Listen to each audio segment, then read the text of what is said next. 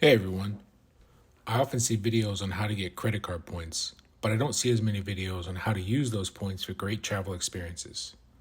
In this quick video, I'll share how I use credit card points for an almost free first class trip to Japan, staying in luxurious hotels. Let's dive in. Okay, so first let's talk about planning.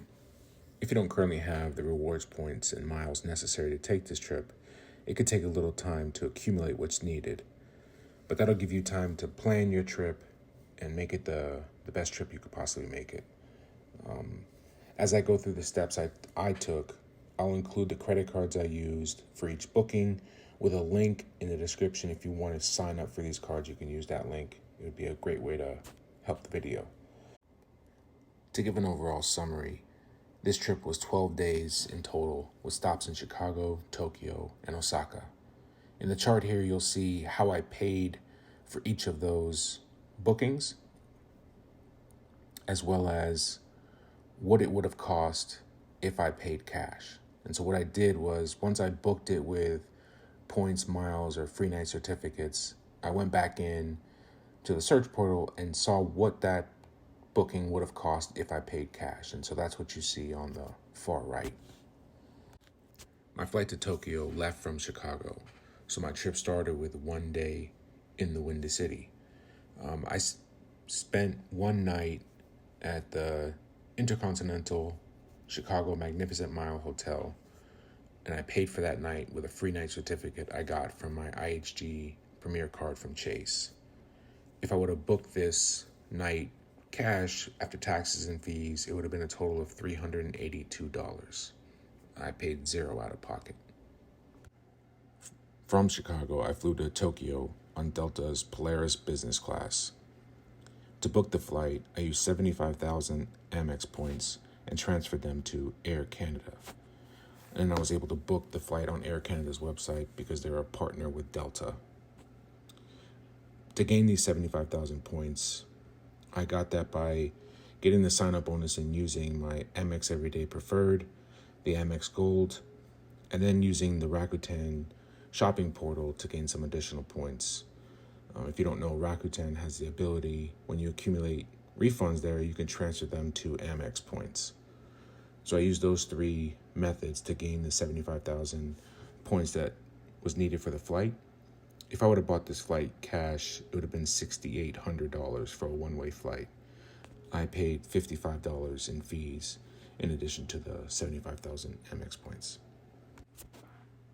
I spent my first 2 nights in Tokyo at the Hyatt Centric Ginza. For those 2 nights, it cost a total of 50,000 Hyatt points. I accumulated those points by having normal spend on my Hyatt card because I had this card for a while now and I used the sign-up bonus on a previous trip. But then I also did sign up for the Inc. Business Cash card, and once I received that sign-up bonus, I was able to transfer the necessary points over to my Hyatt account to book that 50,000 2-night stay. And that's because Chase is a transfer partner with Hyatt.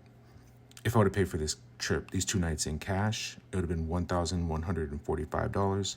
I paid $0 out of pocket. Next, I headed out west to Osaka and spent 3 nights at the Hilton Osaka, which cost a total of 70,000 Hilton points, plus I used 2 free certificate nights. I gained the points and the certificates by signing up for and using the Amex Hilton Aspire card, as well as the Amex Hilton business card. If I would have paid cash for these 3 nights, it would have been $967. I paid $0 out of pocket. After visiting Osaka, I headed back to Tokyo and spent 4 nights at the Hotel Indigo Shibuya in Tokyo. These 4 nights cost a total of 127,000 IHG points, plus I paid $496 cash. Now, I had to pay the $496 because I didn't have enough points to cover the last night of my stay. So if you have enough points, you wouldn't have to pay that $496. It would just be whatever the point total is for those nights. I obtained these points by getting the sign-up bonus on my IHG Premier card from Chase. If I would have paid cash for these 4 nights, it would have been a total of $1,385. And like I said, I paid $496 out of pocket. After spending my last 4 nights in Shibuya, I returned home. I flew back first class on Japan Airlines, and I made this booking using 80,000 American Airlines miles. I accumulated the majority of these miles by signing up for the City Advantage Platinum Select World Elite MasterCard. With the sign-up bonus, I was still a little bit short, so I was able to utilize the Built card, the points I accumulated on my Built card, to transfer over and top it off. The Built card is really great for a lot of reasons, but one of them is it's the only major credit card that transfers to American Airlines. So with that, I was able to book the first class flight home. If I would have paid cash for this flight, it would have been a total of $13,080. And I think I paid $44 cash out of pocket. Yes, $44 cash. And it would have been $13,800 if I paid all cash.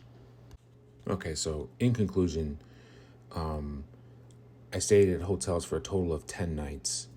And to pay for those 10 nights, I used 50,000 Hyatt points, 70,000 Hilton points, plus 2 free night certificates from Hilton, and 127,000 IHG points, plus 1 free night certificate, plus that $496. For the 2 flights, 1 first class and 1 business class, I spent 75,000 Amex points plus $55 in fees, and then American Airlines, I used 80,000 American Airlines miles plus $44 in fees. So if I would have paid for everything out of pocket with no points, this trip would have cost $24,480. Instead, I paid $595, and a big chunk of that is the $496 I had to pay because I didn't have sufficient points at IHG. So you could do this even for cheaper if you have the points necessary. I plan on making more detailed videos on what I did in Japan while I was there, what I thought of the hotels I stayed at, what I thought of the flights that I took, as well as getting into more detail potentially about how I actually accumulated all those points to be able to take this trip. But before I go, I wanted to leave you with some tips and strategies. Tip number 1, it's important to have point diversity. Like I mentioned at the beginning, you may be planning this trip for some time and availability goes away. I went to Japan 4 years ago, and when I went 4 years ago, the way to get there in first class with minimal amount of points was using Amex points to transfer to Virgin Atlantic, and then you could buy ANA first class round trip flights. Well, that option is really no longer available, and now it's a lot easier to go the route that I went with this one with Air Canada and using American Airlines miles at Japan Airlines. So I didn't know that at the time, but having that point diversity allowed me to kind of change my plans as the availability changed. The second tip would be flexible. If you're able to fly out from different cities or change your dates and then stay at hotels different days, depending on what's available, it makes it a lot easier to find reward flights and reward hotel nights for your trip. Tip number 3 is just when you're booking these first class and business class flights, you get access to their exclusive lounges at the airport. And these lounges are actually pretty nice. I visited the United Polaris lounge in Chicago, which was very nice, which is different than the other United lounges, which, from what I understand, they get pretty crowded. This one only had a handful of people in there, and it had a restaurant with decent food and drinks and a great view. And then on the way back, I stopped into the Japan Airlines lounge in Tokyo, and it was phenomenal. They had a full sushi bar, ramen, actually a full restaurant that you can order anything and they bring it to you, and then a full buffet, cocktails, and also, again, a great view. So if you can get to the airport a little bit early, if you're booking these flights, it can add a little bit of luxury to your trip to kind of visit these lounges. And then tip number 4 is, when possible, have status, especially with the hotel chains. For example, I have diamond status because of my Hilton Aspire card.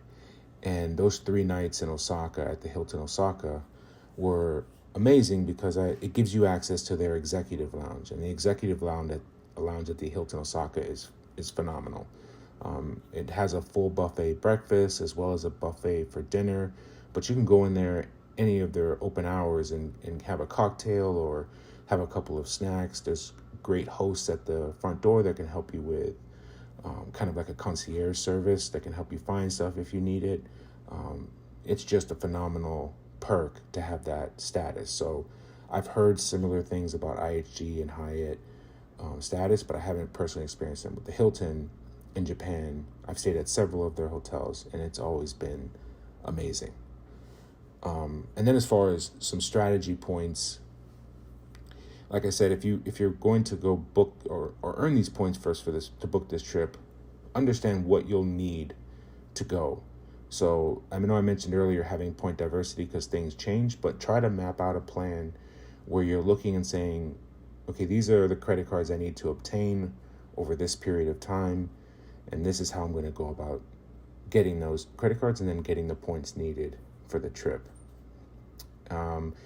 Second strategy point is with booking reward flights, especially, it's either you're booking a year out or you're booking last minute.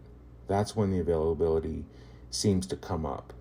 And just a side note, I would highly recommend a website called seats.aero. That's seats, SEATS.AERO. They have a free version of their search engine, but for $8.99 a month, you can look like a year out for all reward flights from any destination to any destination. So it can save you from having to go to each airline's search portal and kind of play with the calendar and see what's available. Their website is phenomenal. I would highly recommend checking that out. And if you're booking a trip like this, it's worth $8.99 for a couple of months to make the booking happen. And then strategy, kind of mentioned this before, but have flexibility in both when you go and what points you use to get there. With these tips and strategies, I think you can take a trip just like I did. It's a phenomenal experience. I highly recommend putting in the effort. It's worth the effort to take this trip. So yeah, thanks for listening, and hope to have more videos for you like this in the future. And just as a quick reminder, there are referral links in the descriptions for each of the cards I discussed on this video, as well as the Rakuten portal if you want to sign up for that shopping portal. If you want to sign up for any of these cards or the Rakuten, using those referral links would be a great way to help the channel, and I'd really appreciate it. Let me know if you have any questions or want any more detail on any of the things I went into in this video. I'd be more than happy to help. Happy travels.